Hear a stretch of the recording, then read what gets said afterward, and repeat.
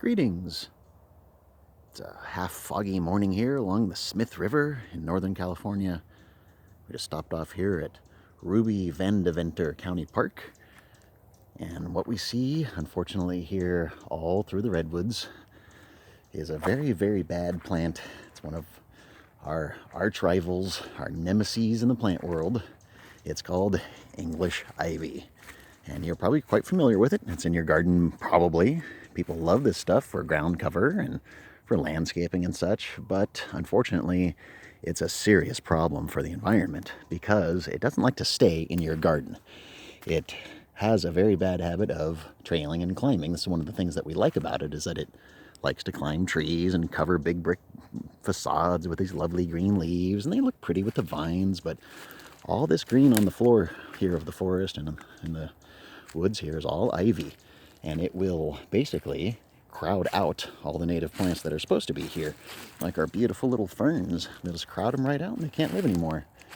And you know, there's homes and properties and of course the highway right here all along this park, and all through here it's just ivy, ivy, ivy.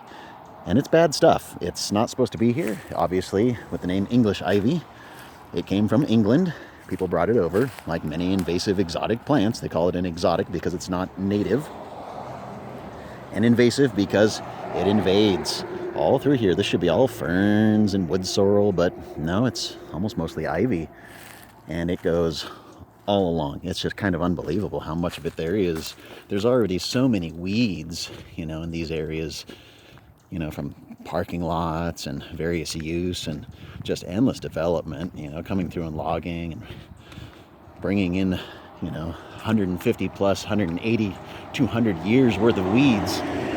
You know, the vehicles tracking them out into the woods on their tires, people with the, you know, their big lug soles tracking seeds and stuff on their shoes. That's why minimal sandals and barefoot can help not bring ivy all through here. You can see it climbing up these redwoods here, and it's just so sad. These poor trees don't need that on them. Now, English ivy is not a parasite, it's what's known as an epiphyte, which means, oh gosh, look at it. See how it's covering all these trees.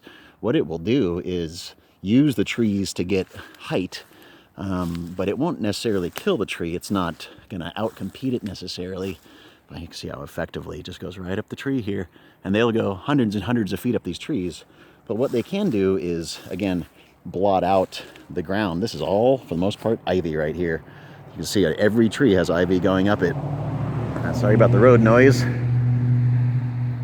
But what it can also do is start breaking off branches. It'll get so huge that it can weigh down and break off these upper branches. And eventually it will kill the tree, but not by sort of sucking it dry. It just overtakes it, and the tree is no longer the dominant life form. And these precious, precious redwoods all through Redwood National Park in so many places are just infested like this carpet, and all through, you can see it all through there, all those redwoods. It's just terrible. And unfortunately, it's really, really hard to fight because it can grow back vegetatively or by seeds. So birds will eat the berries or the seeds and take them away. The best you can really do is try and pull it up and pull it up and pull it up until it stops coming back. But even then, it might not work. You've got to just stay on top of it like many, many other weeds. Hand pull it, hand pull it, hand pull it. But word of caution, if you're going to do that, some people are sensitive to this stuff. It can give them a little bit of a rash. Similar to maybe poison ivy. So, you know, wear gloves if you're going to be working with it or trying to pull it down off these trees. Like, get off this, get off of there. You can just yank it off, yank it down, just pull it down.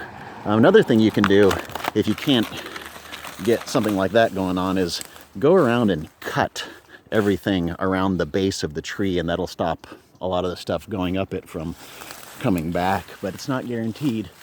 And when you see, gosh, I mean, look up this tree. You see all those little vines. Those are all ivy vines that are older ones, way, way, way up there. And this is just one of hundreds and hundreds of our precious, rare redwood trees that are being taken over by this non-native invasive plant species. And we definitely don't like this one. Been harping on people about their out-of-control ivy for decades now, and that's not really helping much. Up and down the entire country, there's patches of this stuff just out of control. It's not just the redwoods, it's everywhere. It's all of the precious forests, you know, so from the east coast of the west coast, from the Appalachian Trail, the Ruby Vandeventer County Park here in County of Del Norte. It's an invasive plant extravaganza, including, unfortunately, this very unpleasant English ivy. But I think it's time to jump back on the road here, but we want to thank you very much for joining us here in Ruby Vandeventer Park to take a look at one of our main outdoor plant nemesis, English ivy.